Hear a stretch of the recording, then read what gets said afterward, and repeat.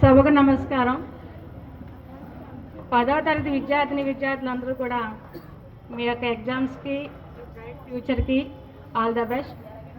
9th నుంచి 10thలోకి వస్తున్నటువంటి విద్యార్థులందరికీ కూడా శుభాభినందనలు. ఈరోజు మీ అందరినీ ఇలా కలవడం నాకు చాలా సంతోషంగా ఉంది. చాలా రోజుల తర్వాత మిమ్మల్ని అందరినీ ఇలా కలుసుకోవడం వెరీ హ్యాపీ. మీ యొక్క ఇన్విటేషన్ నేను అందుకే వెంటనే ఆమోదించి, నేను హైదరాబాద్ నుంచి ఇప్పుడే వచ్చాను, అయినా వెంటనే వచ్చాను. నేను చాలా థ్యాంక్స్ అందరికీ. మీకు అందరికీ నేను ఏం చెప్పినా ఒక చిన్న కథ ద్వారా చెప్తాను కాబట్టి ఒక చిన్న లిటిల్ స్టోరీ చెప్పి మీకు ఎక్కువ బోర్ కొట్టించను. ఒక అతను చాలా కష్టాల్లో ఉండి శ్రీకృష్ణుడి దేవాలయానికి వెళ్తాడు.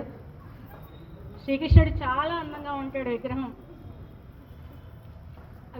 ఆ యొక్క విగ్రహాన్ని చూసి వెళ్ళినటువంటి సమస్యలతో ఉన్నటువంటి వ్యక్తి ఆ విగ్రహాన్ని చూసి, చాలా అందంగా ఉన్నావు శ్రీకృష్ణ, నేను చూస్తుంటే నా సమస్యలన్నీ కూడా తొలగిపోయాయి, నువ్వు ఇంత అందంగా ఉండడానికి కారణం ఏంటి అని అడుగుతాడు.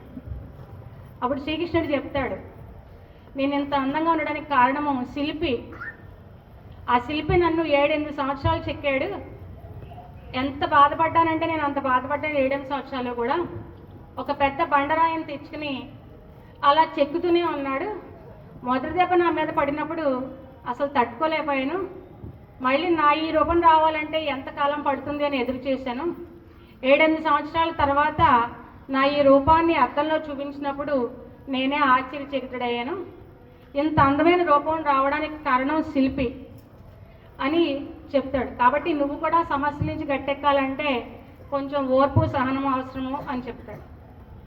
నేను 9th 10th క్లాస్ విద్యార్థులకి చెప్పేది ఏమంటే, ఈ కథ ద్వారా మనకి స్కూల్లో మనం చెక్కే శిల్పి ఎవరండి?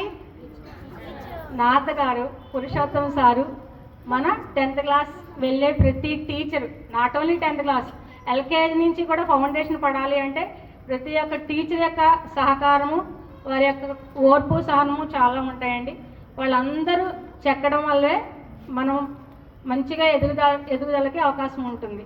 కాబట్టి వాళ్ళు ఏం చెప్పినా కూడా మీకోసమే అని దృష్టిలో పెట్టుకుని బాగా చదువుకుని మంచి స్థాయికి ఎదగాలని, దీర్ఘాయుష్యు ఆరోగ్యంతో ఉండాలని కోరుకుంటున్నానండి. అంతేకాకుండా ఒక మంచి హ్యూమన్ బీయింగ్గా ఉండేలాగా ఉంటారని ఆశిస్తూ thank you once again. Thank you madam.